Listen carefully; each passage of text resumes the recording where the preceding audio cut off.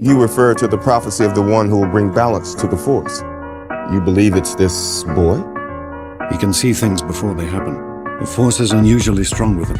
Good morning, Vietnam! Greetings and salutations. Oh, hi, Mark. All right, I ran out of patience. It's showtime. Hello and welcome back to In Retrospect. Misa is Matthew, and as always, I'm joined by Brady. Brady, how are you? Oh, this is podcasting, and I'm doing great, Matt. You know, man, I would say I'm doing well, but I feel bad. I'm like 7-8 hours late. You know, I'm just clumsy with my time, and I just don't pay attention. That's on me. I take full responsibility. But I'm excited to talk about this one. Tonight, or I guess today, actually, I'm all like messed up because of the timing we're recording this thing. We're talking about the Phantom Menace. I haven't watched this movie in probably close to a decade. Wow, I haven't watched it in probably a year. I gotta be honest, I feel like today we might write some revisionist history. I'm actually kind of shocked. I for myself, I should say. This is interesting. I don't love this movie. No. But I do think that it is better than history makes it out to sound. Specifically me, I thought the movie was pretty awful initially. It's probably it was in my bottom 3 for a long time, and I think it was probably bottom 2. And after watching it yesterday, I still don't think it's particularly great, but there's some things in there that I was kind of shocked by. And one of these is going to shock this entire podcast, including yourself, I think. That I'm like, how did we like completely misjudge this thing? And I'm excited to talk about that. Anywho, dude, how was your experience watching The Phantom Menace in theaters? It was pretty cool. The theater was pretty full, too. After last Friday, I went and saw Alien. Not a single other person showed up to the same showtime and everything, same theater. To this one, like basically being full, it was pretty nice. Man, it was cool seeing some of this in a theater. Dude, it felt like a freaking time machine. It was crazy. I think I could be wrong here.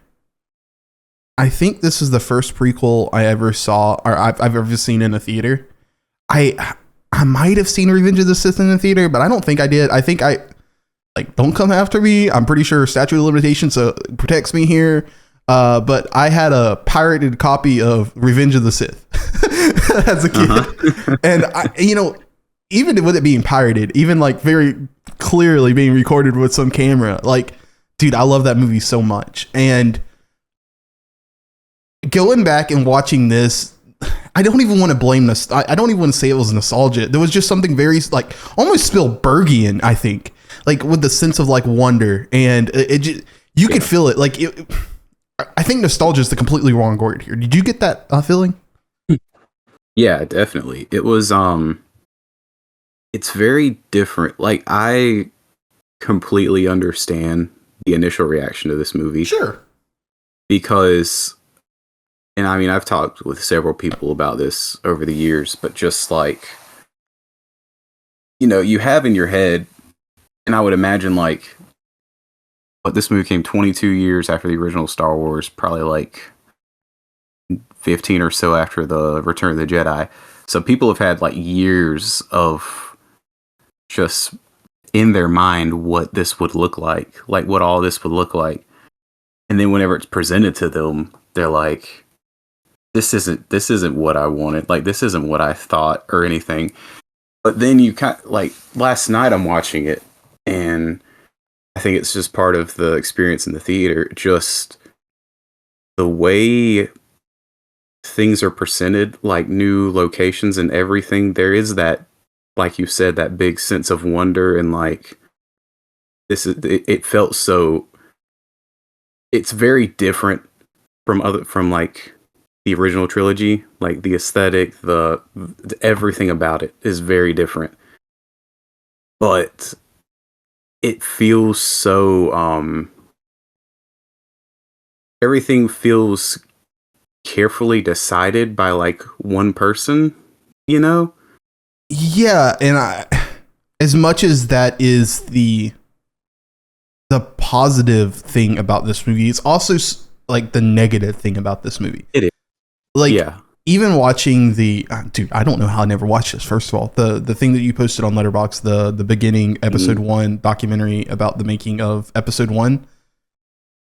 There's a moment in that movie after they revealed the first like rough edit, and they're all sitting in the theater, and it cuts to George Lucas just sitting there, and you can see it on his face, and he sort of verbalizes it, and he's like, "Dude, like I might have overcooked this one. I forget exactly what he said. I might have went too far. Too far in a few places. Yeah. Yeah. And I posted like in my review, I don't know if you saw it, of that specific thing. I was like, dude, there was something so sobering and like, it makes you like because I think in our heads, we went into this, or I did, I can speak for myself.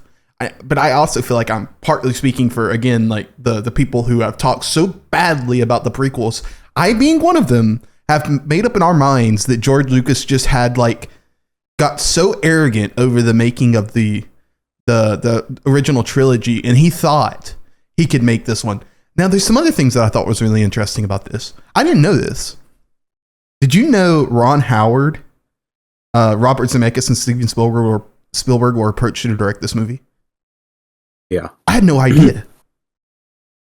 And like, yeah, he it's so weird because George, you can tell he does not like directing. No. Like, not at all. And I can understand, like, he almost died making the original Star Wars. Like, he went into cardiac arrest, like, all kinds of stuff over the making of that movie. And, so he's constantly trying to hand it off to his friends, like, well, you should make this. Like, I don't want to do this. Yeah, I also found out that, like, Frank Darabont and Carrie Fisher and Lawrence Kasdan were all like approached like, hey, help me with the script. I want you to do this thing. And I'm just shocked. Because like, again, for several years, I myself believed, just sheer ignorance, that George Lucas just knew he could do it. And he's the one who wanted to do it because he, for years, like us, had built up in his mind, based on the success of the original trilogy, this was his and he could do it the best. And I felt so awful in that moment watching that one particular scene and thinking, dang it. Like what? Like I put so much weight on him and others that I'm going to mention in a second because of the failure of the prequel trilogy. And it's just all so like incredibly like placed in the wrong, like it's completely displaced. Like that's not what went wrong here.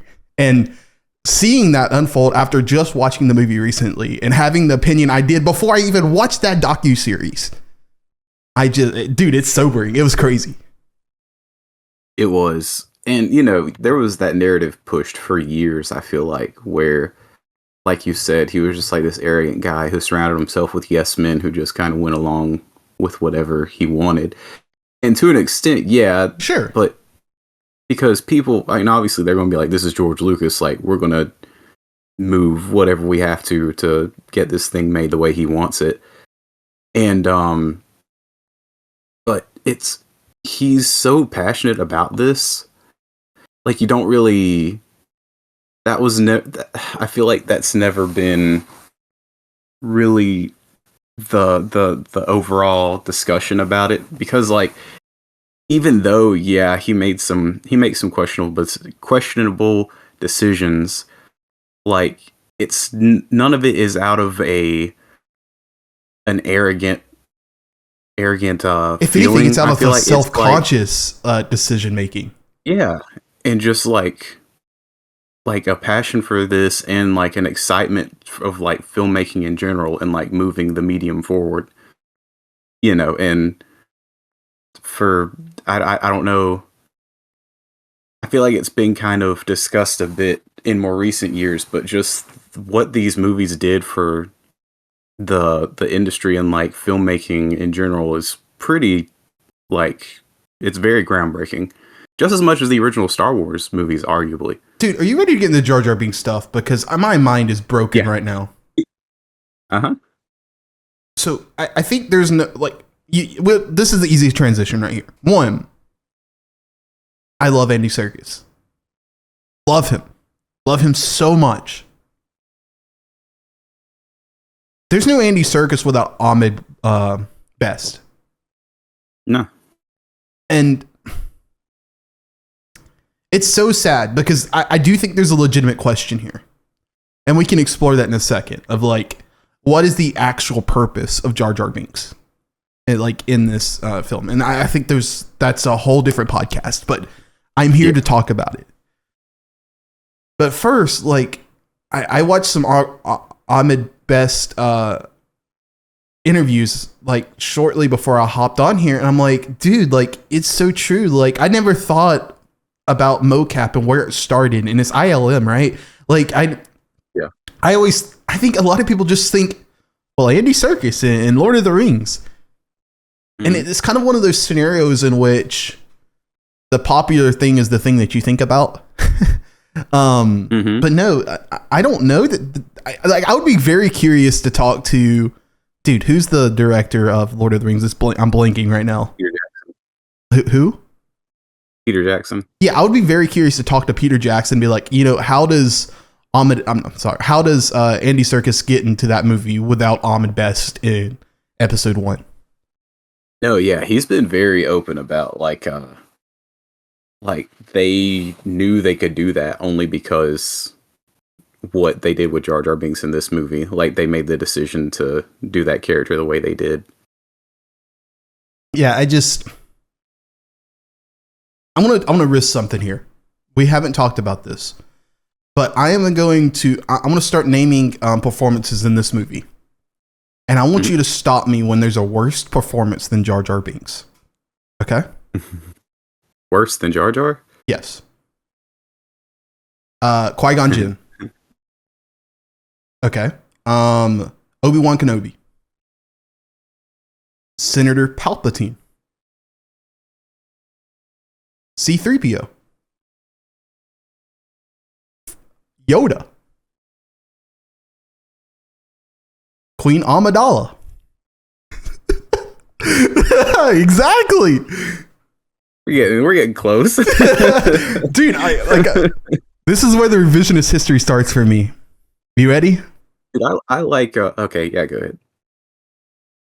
The performance of Jar Jar Binks is not the reason we dislike Jar Jar Binks. No, if anything, he is the most committed to any character that someone has been since like Yoda in Empire Strikes Back, like in the Star Wars universe. Yeah. No, he's, dude, and that's like, you said you watched that making of. He just seems like one of the happiest people alive. Like, while he's 100%. Making this movie, it's so fun to watch, and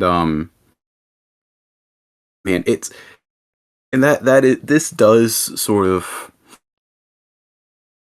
deal with like some of the negative aspects of George Lucas as like a filmmaker, is that he's not like, he's so good at world building. He is so good at world building.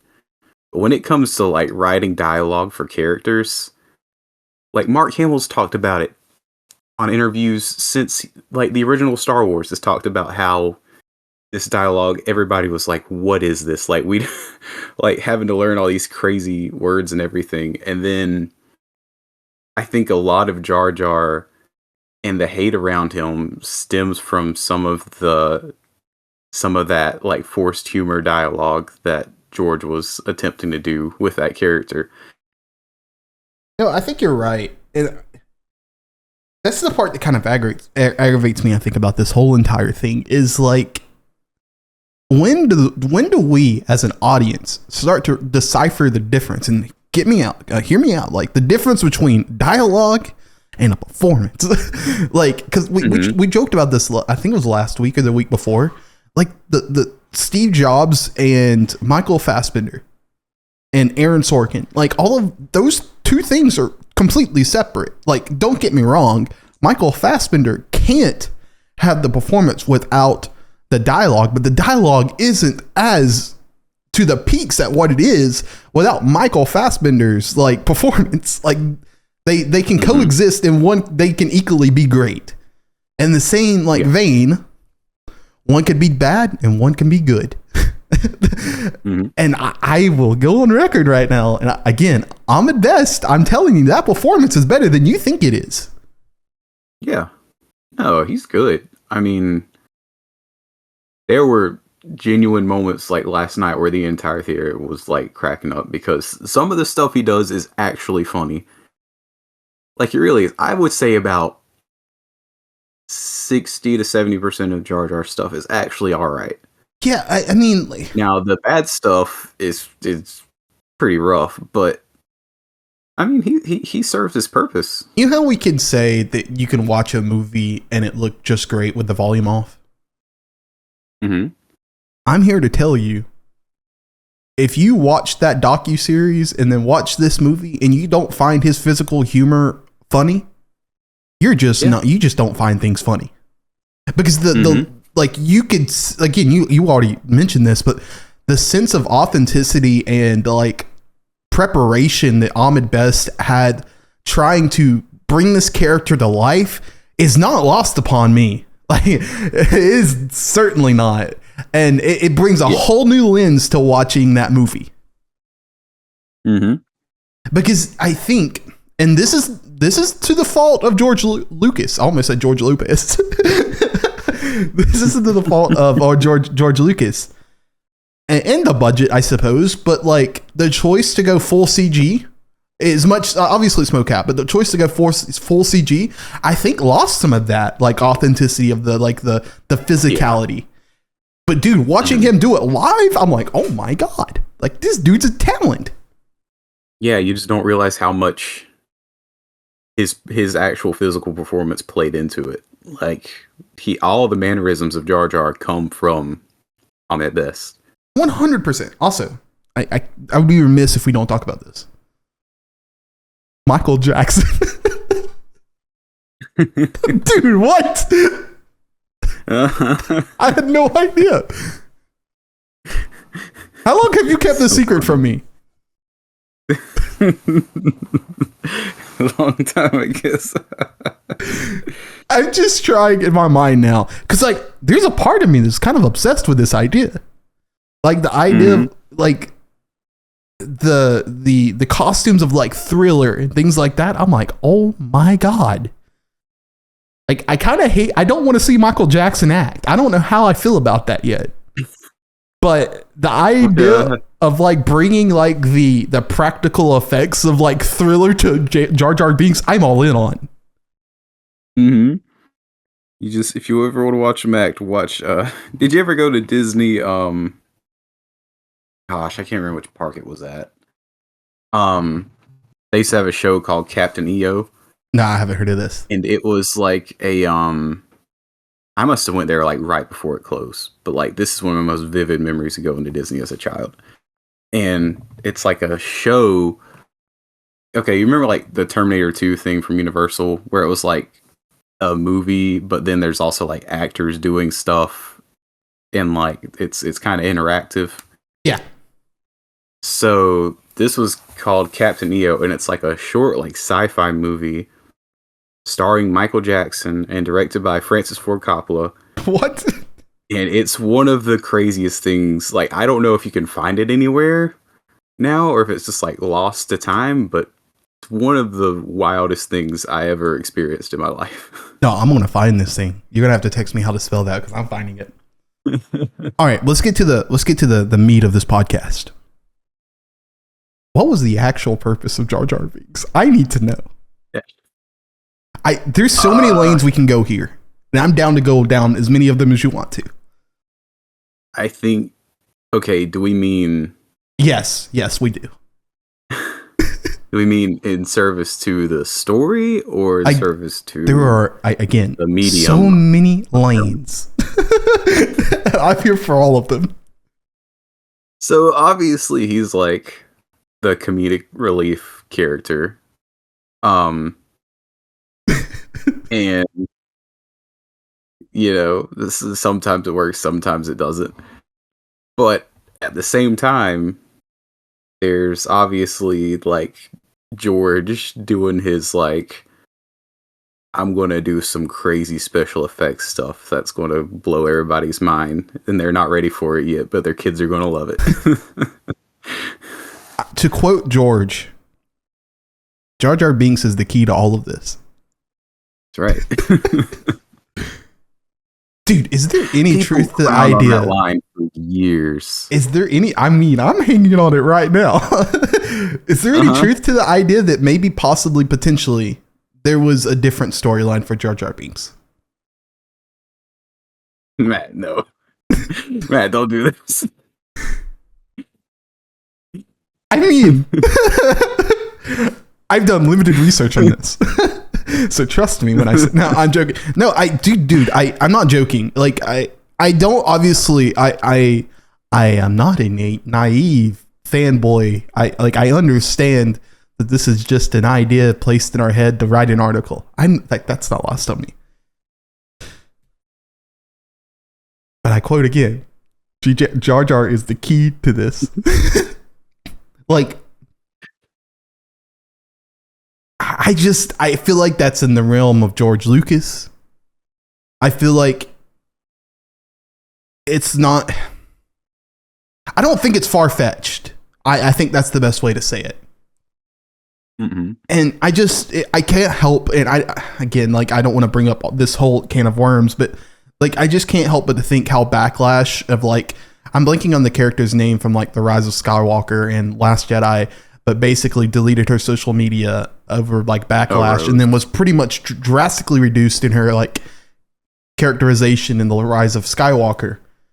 I can't help to think of that. And obviously this happened way after that. I mean, way before that. And I people have been making these YouTube videos for years. Like 8 years ago, this is probably the last one that was uploaded. Dude, there's a lane here. Like, and I don't believe it's far-fetched. Yeah. Even if that was the case, and I don't know if it was, I can't say whether or not it was, because you know what, if George, it wouldn't have surprised me if George would have went that way.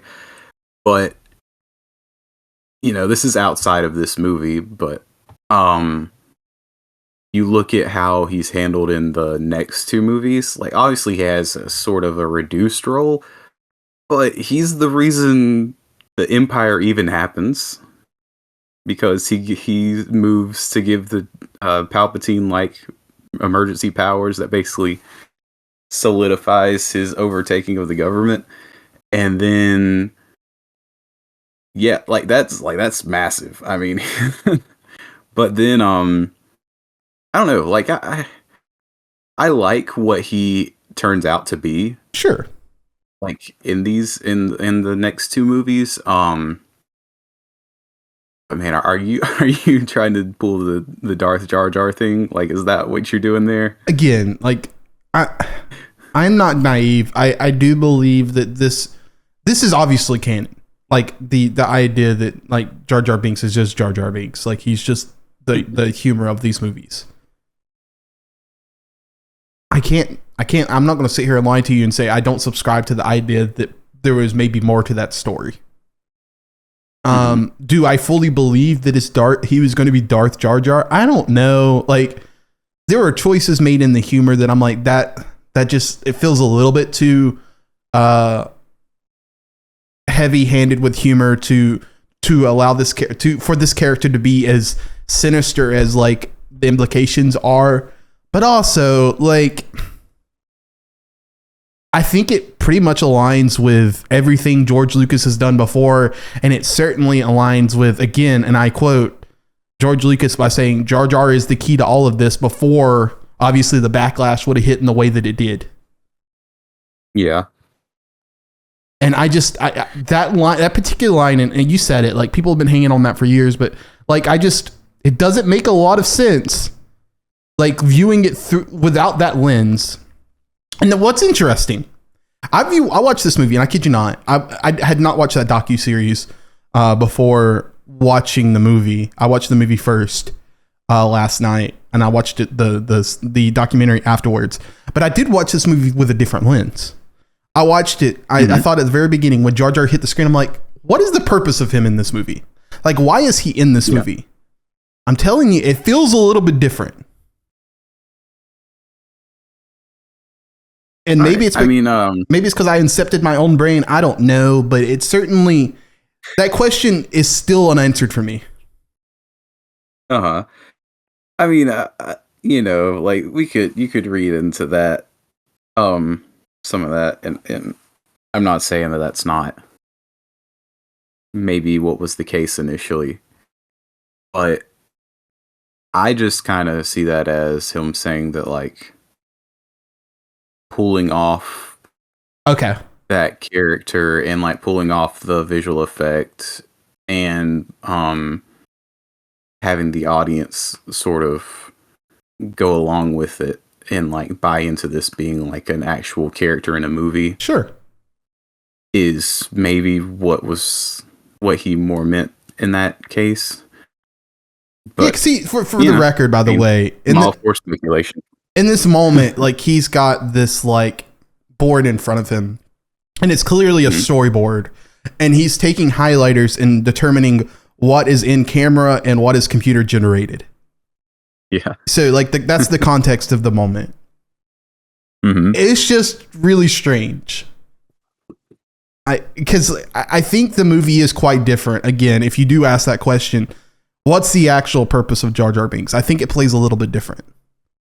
Anywho, you know what's something that kind of bothered me this time watching it? And I'm curious to hear your thoughts. And this is not a performance problem. Yeah. Palpatine. Obviously, the people who watched the original trilogy knew who Ian McDiarmid was. Yeah. I just don't know how the characters in universe, how dumb they are. Because my man is just giving off the most I'm a double agent, I'm an evil villain vibe I've ever seen in my life. Dude. See, this is something that gosh, like the prequels deal with a lot of ideas. They really do. And he does a ton of world building.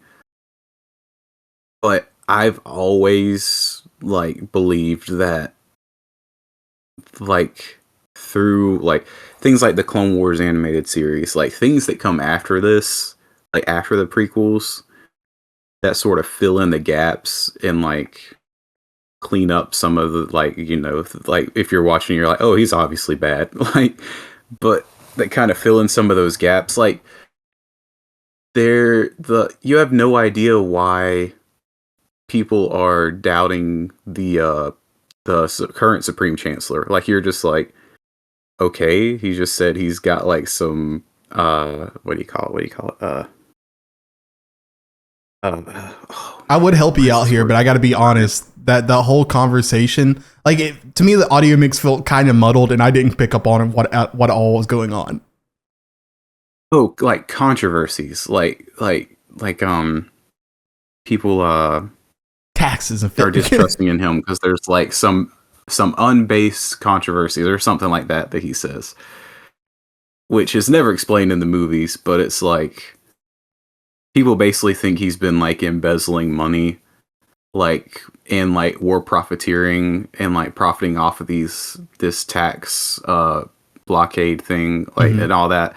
That's not discussed in the movie, so you're just like, okay, I guess just someone can just randomly show up and be like, we don't like this guy, let's get a new one, and then they just do it.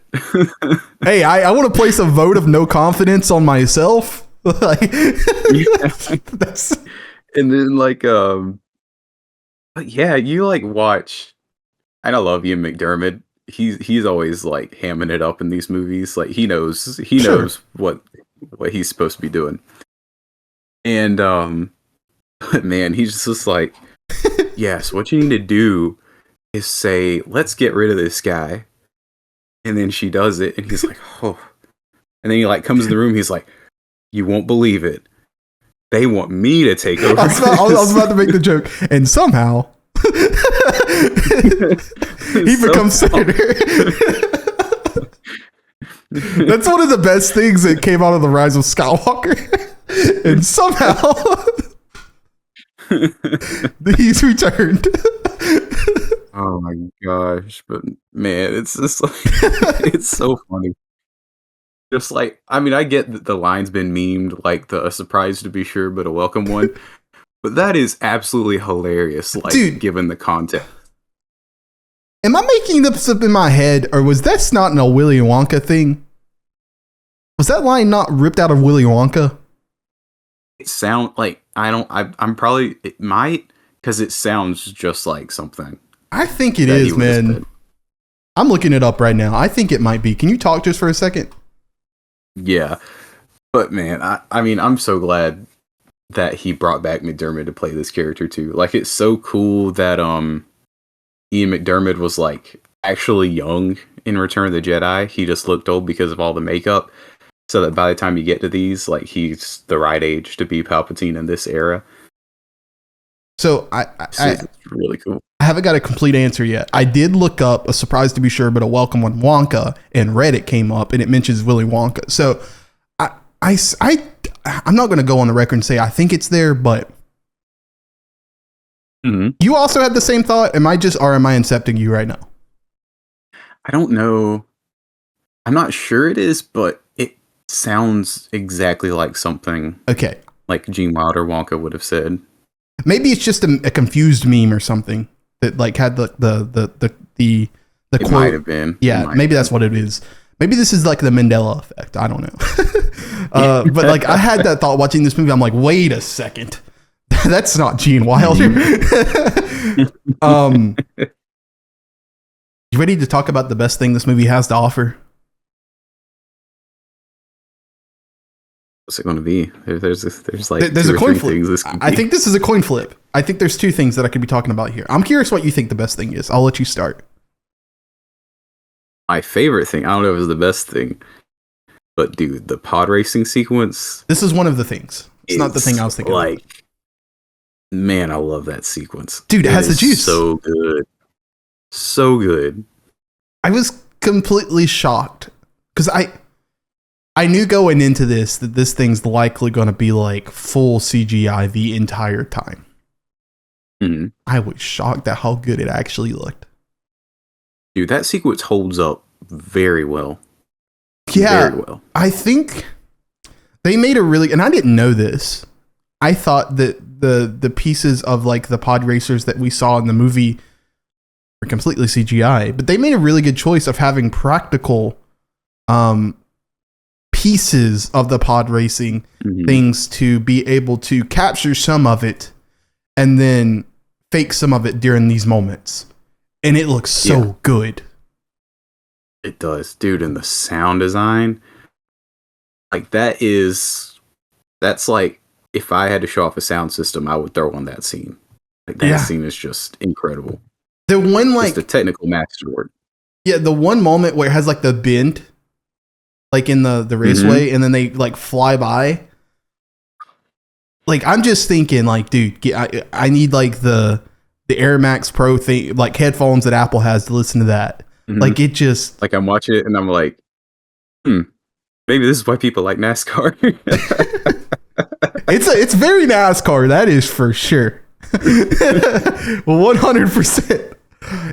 I think it's like 9 minutes long. I think it's a little bit long, but I wouldn't change a thing about it. It's a little bit long though, I think. It is.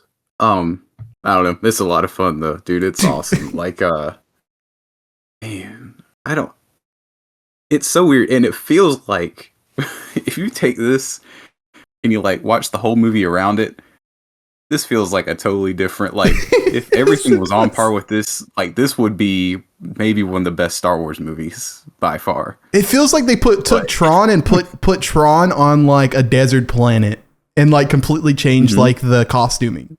That's what it feels like. Like, now this might be like somewhat blasphemous, to the Star Wars fandom. But like immediately after this sequence ended last night, I was like, this is how I imagine people actually feel like when they watch the trench run from the original Star Wars. Cause I like the trench run. I think it's really cool, but I've never had the same, like, this is the greatest thing ever that most Star Wars fans feel about that sequence. That is an interesting comparison. I never thought about that. Cause like the stakes are obviously not at all the same. But. It's interesting you say this though. Like, cause I was watching this movie yesterday and like, again, like George Lucas's whole thing is like, it's supposed to rhyme. It's not supposed to be like the same thing. And so I'm watching this movie yesterday and like the whole like battle of Naboo when Anakin is in that spaceship and he goes into space and he goes into like their spaceship and he accidentally because I think here's the weird thing is I think that's what he was trying to go for because he accidentally shoots the one thing that destroys the entire. But I think you're right. Yeah. Because I was thinking watching this movie, so I'm like, this is so stupid. Like, this is very clearly an accidental 1 in a million coincidence never happened thing that very much mirrors the Luke Skywalker thing in the A New Hope. Dude, I think you're right. I think the adventure and the interesting visuals of the pod racing scene is 100% that for us. Yeah, it just like gives you that like hit of adrenaline while you're watching. You're just like, this is like, you just it's like you're like floating out of the theater while you're watching it. It's so cool. No, 100%. Like that was like the sequence I was most looking forward to. In like the moment they do like they bring in like the overhead shot of like the starting line. Like I just went like, yeah. It was so great. It was so cool. And it lived up to like my expectation. You know what like just took me and made me levitate out of my seat? Like I'm Sadie Sink in Stranger Things. Is it Duel of the Fates? Dude, I often wonder now how well John Williams thought he was cooking when he like was putting that thing together. Because oh my God. Yeah. I'm speaking from myself. I've oftentimes slightly judged people but Duel of the Fates. Have you heard Duel of the Fates? Duel of the Fates is the best thing I've ever heard. I've often judged those people. Today, I'm a fan of Duel of the Fates. I stand before you a stan of John Williams and Duel of the Fates. Because not only is that score impeccable watching this movie, but also I don't know outside of the Last Jedi throne room scene that there is a better lightsaber duel in any of the movies. Yeah, I always bounce between this and Obi-Wan Anakin from episode 3. This one, I don't know. Like, obviously, the choreography in episode 3 is awesome because these two guys are, like, insane, and they just did that for months and months and months until, like, they got it just right. But, like, this one still has that... it's grounded. I think that's the difference. It's much more grounded because you still have, like, Liam Neeson, who's not, as you see in the documentary, he didn't do any of that, like, crazy training like Ewan McGregor was doing. And then you've got, like, Ray Park and Ewan McGregor, who are like doing all that crazy stuff. So like there's still like some of each of those, like, you know, the hyper stylized that we get later in the prequels, and then there's that connection to like the more grounded like original trilogy lightsaber battles. Yeah, going back to the rhyming in the mirror of everything. This is very clearly in my mind what George Lucas wanted the original Alec Guinness and Darth Vader Obi-Wan Kenobi to be. But didn't. Exactly. Obviously Alec Guinness was old. God rest his soul. And then Darth Vader just I don't know what I'm blanking on David Prowlis, how old he was when he was filming that. But very clearly to me, that's what he wanted that to be. And to see him to fully realize that in this moment, cinema, actually. And I think for me, that's the difference. Is like, I certainly do think of like all of the great like lightsaber scenes. I think of Count Dooku and Yoda. No, I'm joking. No, I think of Anakin and Obi-Wan for sure on Mustafar, I think. And the reason I don't know that one completely works for me is because of the environment. And I get it. Like I do. Yeah. But it takes away so much of it. Whereas this one is just on a like level playing field, for lack of a better phrase. And it feels so much more natural. And it does feel like an evolution of what that A New Hope moment was. Yeah, it does.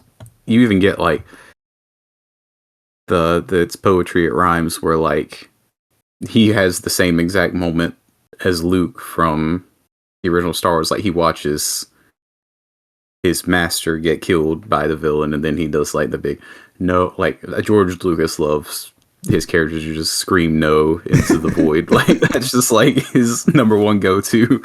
But yeah, you just have that moment, and it's very like, yeah. And then you see Obi-Wan does the same exact thing, like to 20-ish years later. Yeah.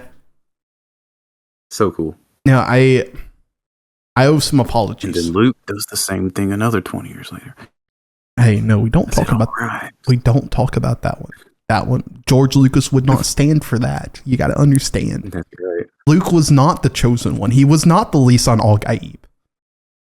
Okay. This is the only thing I want to say about this is the Dune thing. We can get to that a little bit, but how can people like the same people who were like ragging on The Last Jedi so much will like hold this movie up so high? Like the same problems they have with Last Jedi are tenfold in this movie. Listen, you're preaching to the choir, my friend. That's all I'm going to say about that. No, all I could think about the entire time watching this movie is like, I'm just waiting on Liam Neeson to get on his knees and be like, Lisan al-Gaib. He's so humble he can't even see it. It just proves he's the Lisan al-Gaib. He's the chosen one. Come, Yoda, listen to me. No. I mean, there is no denying whatsoever that the prequels are just Dune. like Anakin is Paul Atreides. Like it makes me wonder how much of watching Dune made me appreciate this more. No, well, yeah.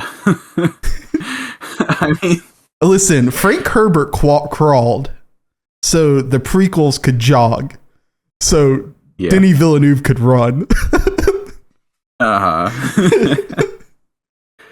No, I mean that was my like the whole time, and I've heard several people say this like in my real life like encounters with people that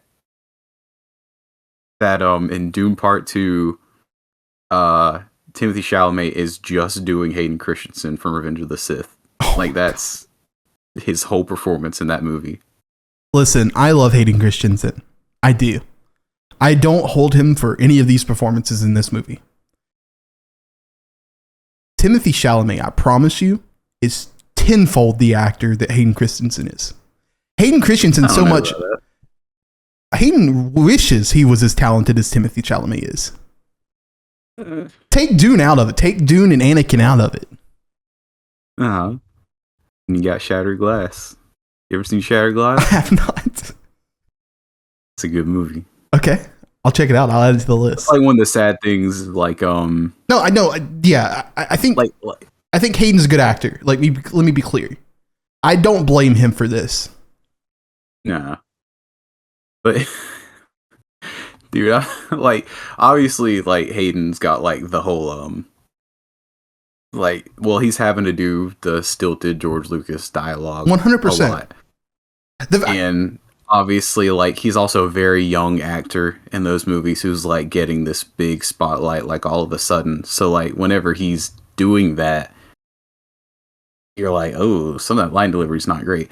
You know what? You might quit the podcast after this. Okay, let's do it. I've seen that clip of the Paul Atreides in the cave thing. I still don't buy Timothy Chalamet. Listen, man, I mean, here's the beautiful thing about movies. You like the Phantom Menace? I mean, you like Attack of the Clones? I like Dune Part 2. It's okay. Oh no, I don't like Attack of the Clones. Let's get that straight. No, I have a question. We can end the Dune conversation here unless you want to like talk any more about it. I'm good. Does Liam Neeson? I'm trying to think here. One, is this the first time we've reviewed a movie with Liam Neeson in it? I think it is. Which is crazy to me. I believe so, yeah. I guess, is Liam Neeson top 2 performances given by George Lucas or like directed by George Lucas?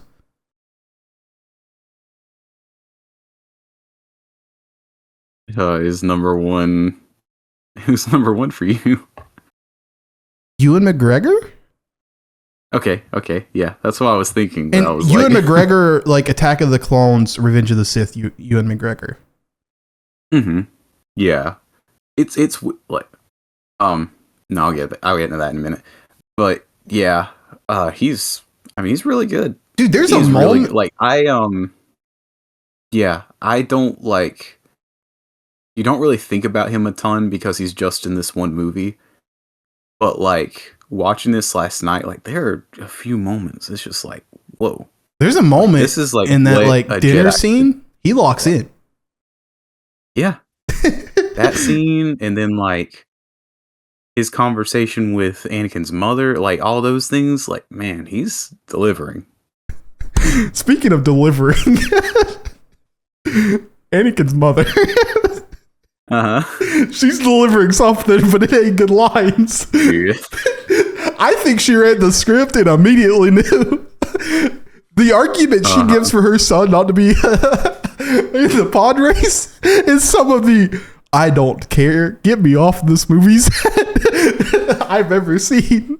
Dude, in that documentary, like when they're about to do the table read, and you can tell, like, she's like, I've signed on for this, and I'm not so sure about this. She's like, have we decided, like, what the character is? It me or Shmai? Like, dude, do we even know yet?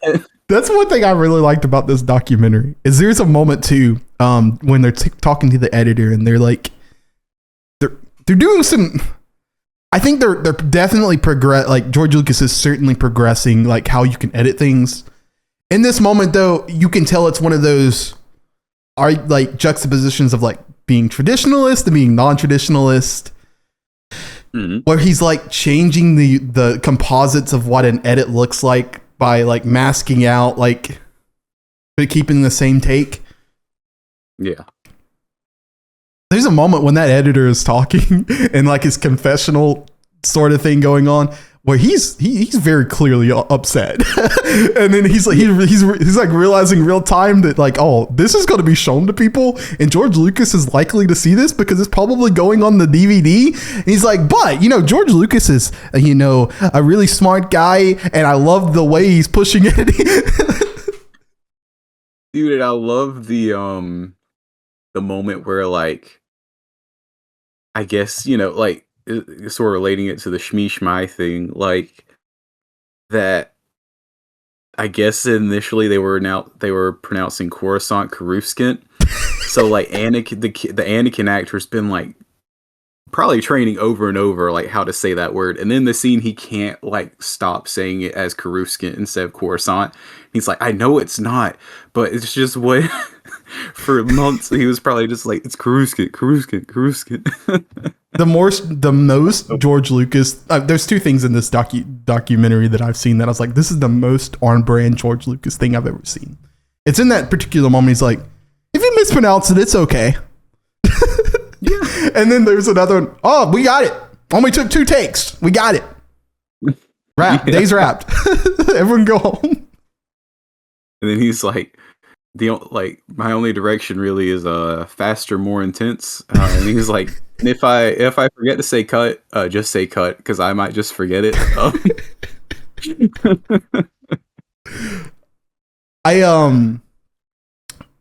So obviously Ray Park portrays Darth Maul, but he's voiced by a different actor. I think it's like Peter something. Blinking on his. Saren Fanowitz. I want to let you say that. He's in like Guardians of the Galaxy and Dawn of the Dead. He's in a couple of things. I didn't realize this. Well, I didn't know that too. Like that's just flowers to the ADR of that, but I didn't realize it at all. But apparently Peter did not like being on this movie. He mentioned basically that like his direction for like coming up with like Darth Maul's voice was like, hey, be upset, be sinister, but be like meticulous. I mean, what does he have, like 5 lines? Well, here's the thing. Like, apparently, like he had like a couple minute monologue that was cut. Like he had filmed more. That character. I agree. I think. I think he should have been handled in this a very similar way to like what Dave Bautista's character in the bad James Bond movie with Daniel Craig. Spectre. Yeah, there's a moment in that where they ruin his character. But I kind of liked him not speaking the entire time. And I think Darth Maul probably could have done the same thing. Yeah. I agree. Dang, I was going to mention something else. Thinking. You want to talk about like, we briefly talked about it already, but you want to talk about like the idea of someone else directing this? Sure. I mean, gosh, this goes back like... So, like, the only movie in the original trilogy that George directed was the original Star Wars. Yeah.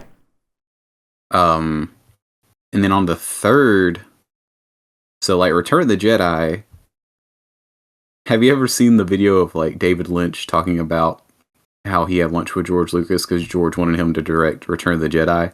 No, I haven't seen this. I had no idea this happened. Dude, one of the funniest videos ever, because, like, David Lynch is like, you know, obviously he's not like a commercial type director. So he's like, yeah, so I didn't even really want to go this lunch. And then my agent was like, you need to take this lunch. It's Star Wars, David. And so like he goes and he says, you know, George starts kind of explaining to me all the things like planets and like creatures and stuff. He says, and I'm starting to get this headache. And so I go to the bathroom and I call my agent. I'm like, I've got to get out of this. So like it's so funny thinking that David Lynch was like up for directing a Star Wars movie, because that probably would have never worked. I was about to say, so Return of the Jedi came out in 1983. His Dune movie came out in 1984. So does that mean he doesn't make Dune? It'd have to, right? Yeah. That's interesting. Because, like, in a lot of ways, like, I hate to bring up Dune again, but in a lot of ways, like, it's the non-commercialized version of Star Wars. Mm-hmm. That's interesting. It's another interesting thing is that, like, it was pretty well decided that Steven Spielberg was going to direct Return of the Jedi. Really? But there were, like, rules at the time, because basically, like, the original Star Wars trilogy after the original movie are like independent films. Mm-hmm.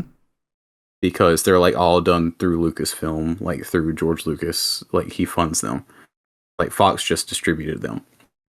So I guess the Directors Guild like said there were like rules against Spielberg not being able to direct that because he was like an official DGA director. There was some kind of rule anyways. So like Spielberg got booted off the project because of that. But he was like ready to make the movie. I had no idea. Like, this is really interesting. And then now we get to Phantom Menace, and yeah, you got like your Ron Howard, Spielberg's back in the mix. Like, you know, of the three of Ron Howard, Zemeckis, and Steven Spielberg. Mm-hmm. Dude, I it sounds weird to say because I think he'd be my third pick of these three. Like, just in general, like if you would give me a draft, he'd be my third pick. I think this is a Robert Zemeckis film, and I'm kind of obsessed with the idea. Yes, I agree.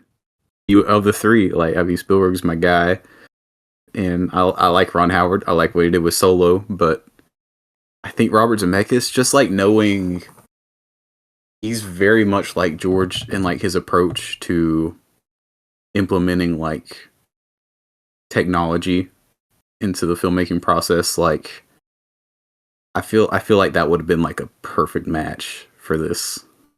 Well, yeah, Robert Zemeckis' most famous film is Back to the Future. Do we agree with that?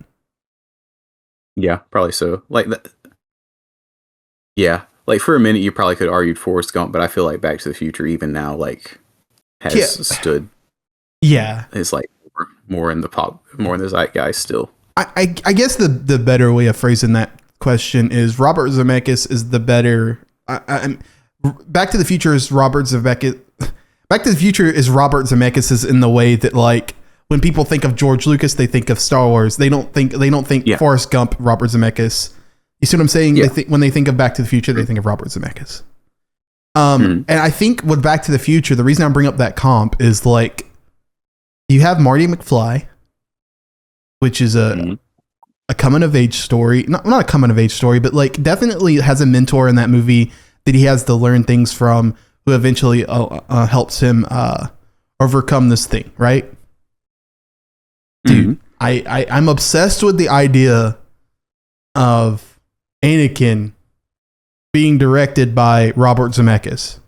Like, I can't get that out of my head now. I'm very curious too. Does this mean, I wonder if the cast changes? Like, if that happens, like, obviously, I don't know. We know that George Lucas obviously is very hands-on, but I think the thing about Robert Zemeckis that really works is like Back to the Future has the sense of wonder, has the super loose like sci-fi element to it. Same with this one. Like there's just so much of like Zemeckis that's already on this that it's just he's the pick. Like, I think I would probably. It's weird. I think Spielberg is somehow my third choice here. Yeah, me too. I would go Howard next. But dude, another thing that I can't get out of my mind is Frank Darabont writing this.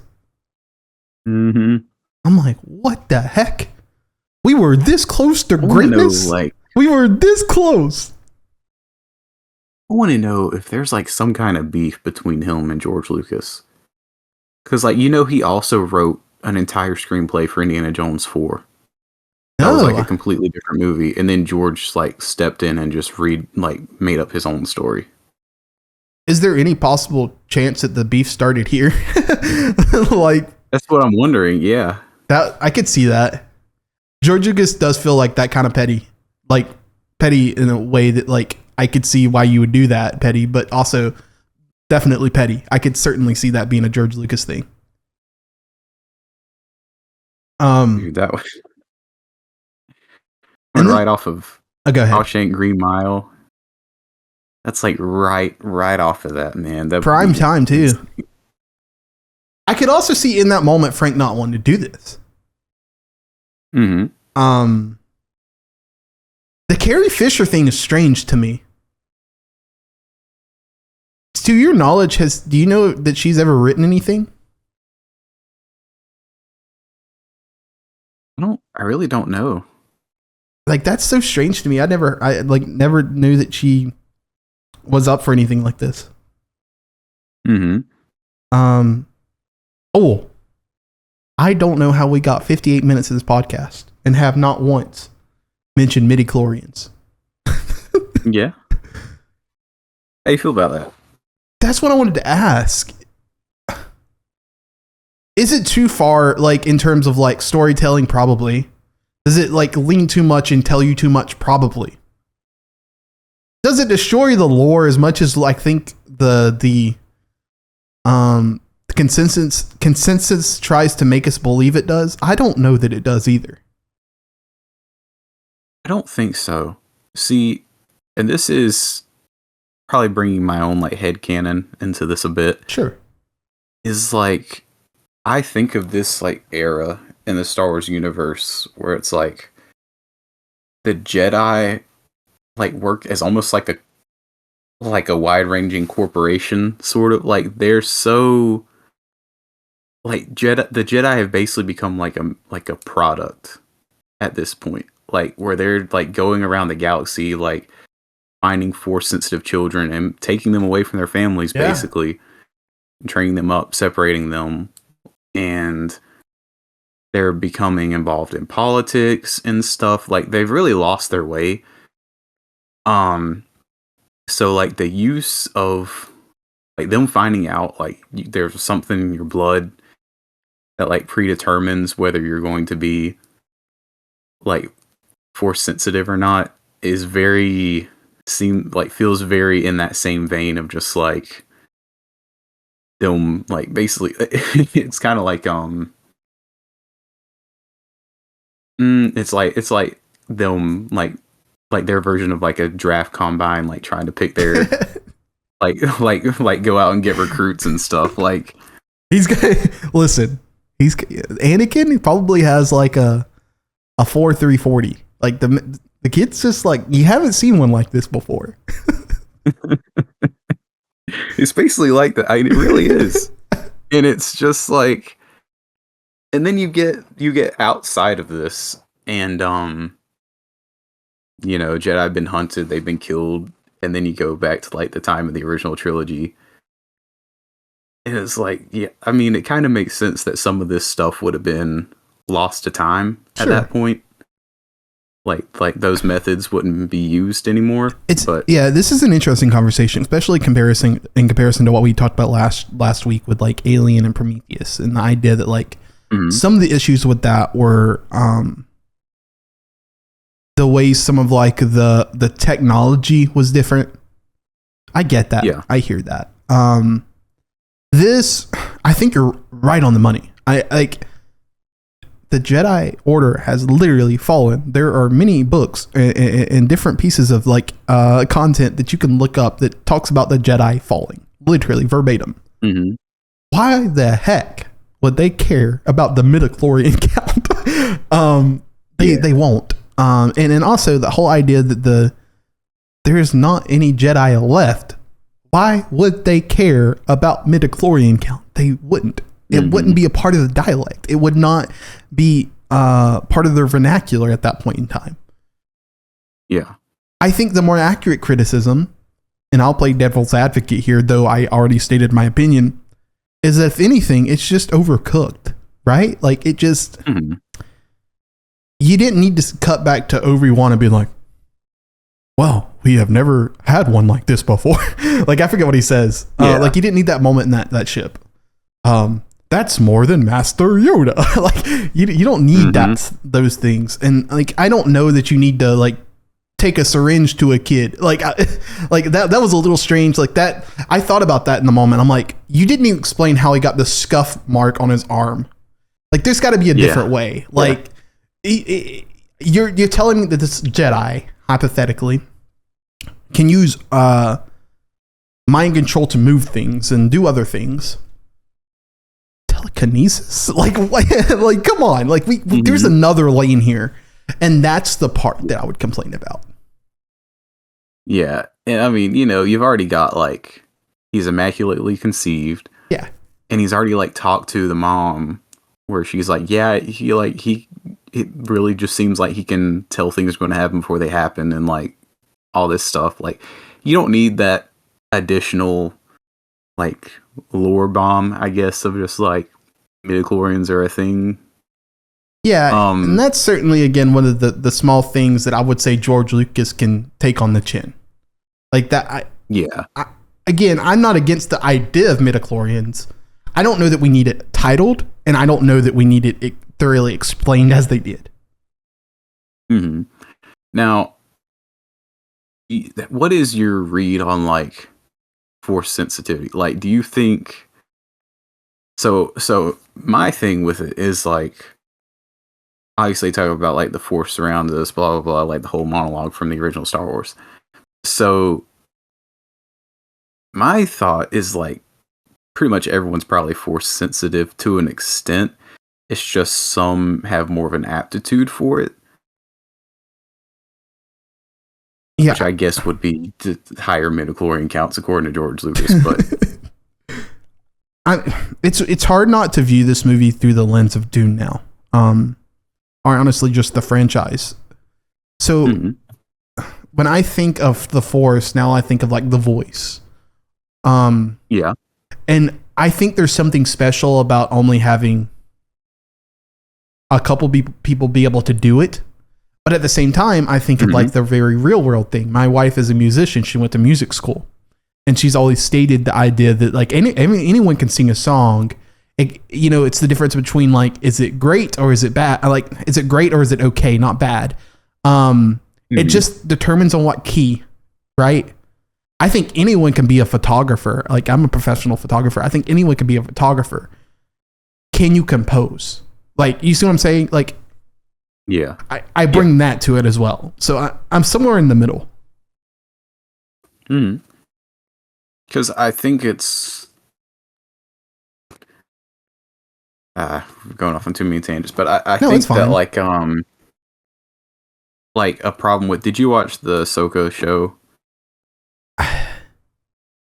Dude, I think we can make an episode on this. I'm just not interested. Like, I never even started it. Okay. I never finished The Mandalorian 3.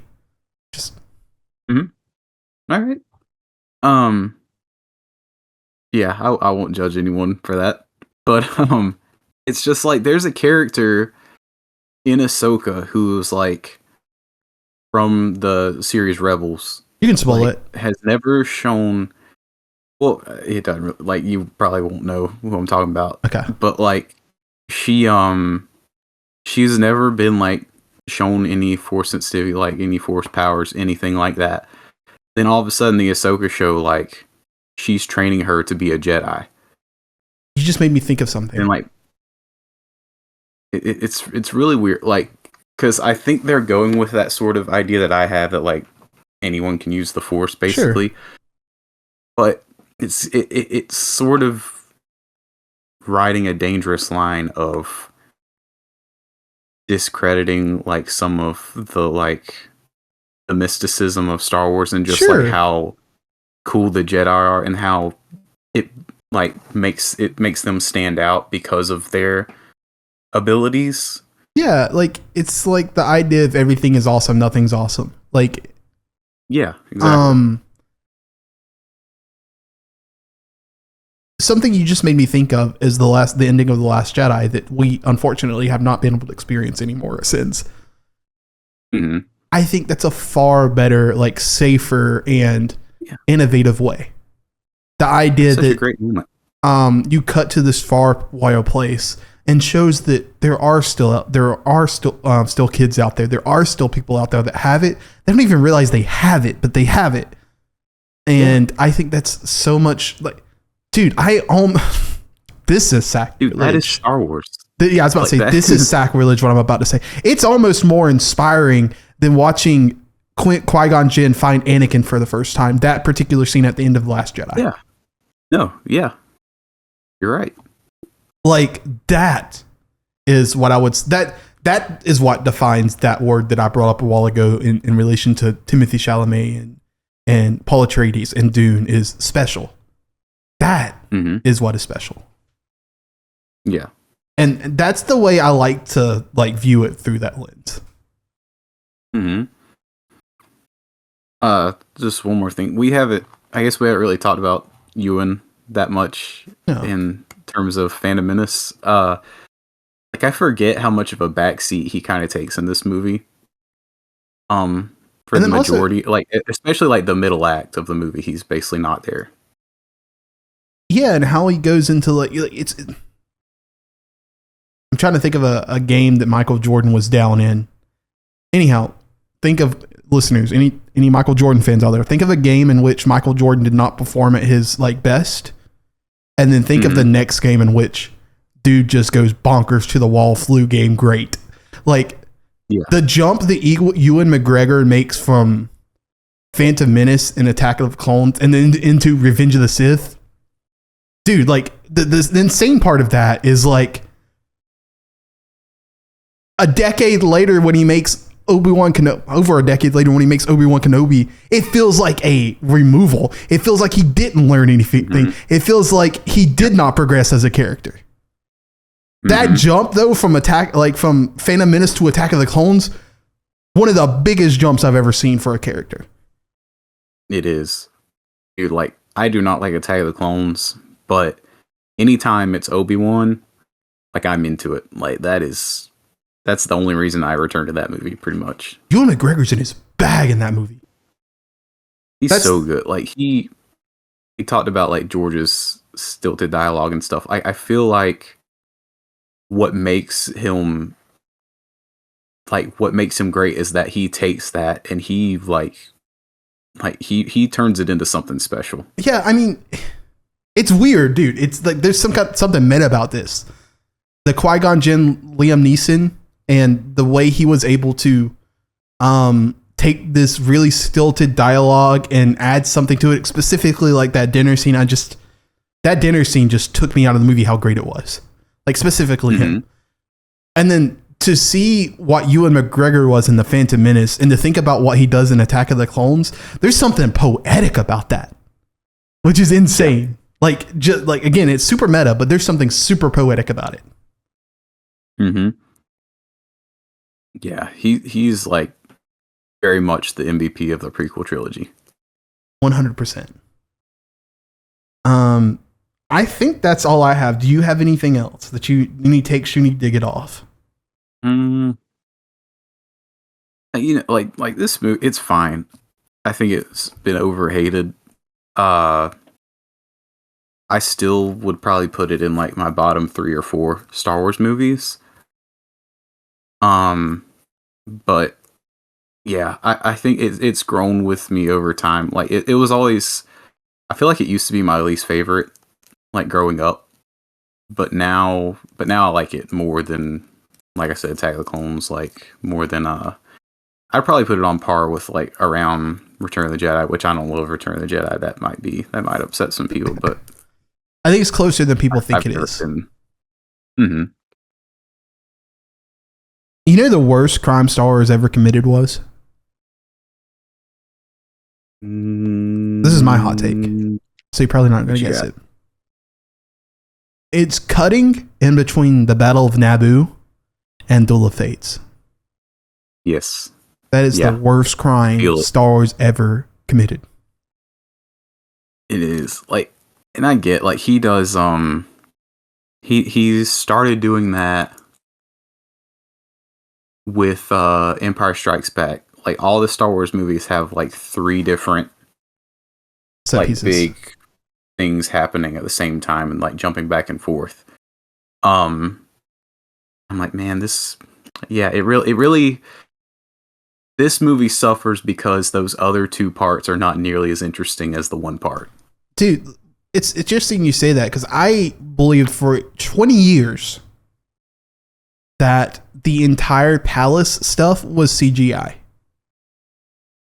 And that's just because of how horrible the blocking and choreography and filming of it all was.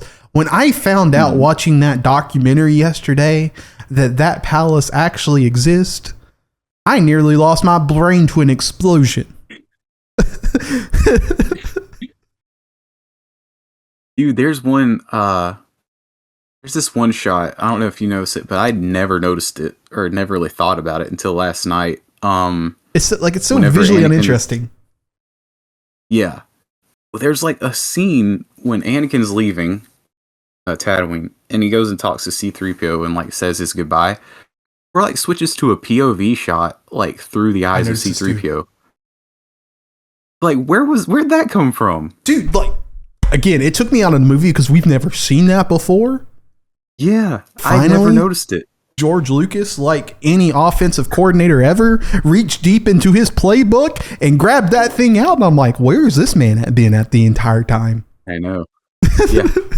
Because he's so, like, I'm sorry, but, like, he shoots everything pretty basic. Like, you got a tripod? Like put camera on. Like the 1/3, like, the character covers a third of the screen, and then the rest like everything else. Like that's like his everything shot that way. No, 100%, and it's all static. It's all static. Oh my gosh. Like, that's one thing he could have learned from being best friends with Steven Spielberg. Like, Steven Spielberg will never leave the camera still. No, like... But then George Lucas is just like, just sit it there. I'll go sit in Video Village. Now that imagery of that palace and, like, when they're, like, I'm trying to think of the decoy of Princess Amidala. How do you say her name? And her Sabe. Yeah, sure. And her friends are all running down that long corridor of the palace, and the camera like pulls back, and they're like the bottom third on the left hand side, and you can see like two perspectives, right? It's almost borderline split diopter like situation. And they're so small in the scene, I couldn't help but think, there's not a single person on that set that was like, this is the worst composition I've ever seen in my life.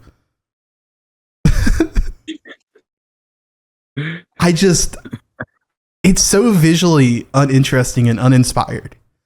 And which is so crazy to me, because I think of like the shot of Luke Skywalker coming out of his home and looking at the double moon. Yes.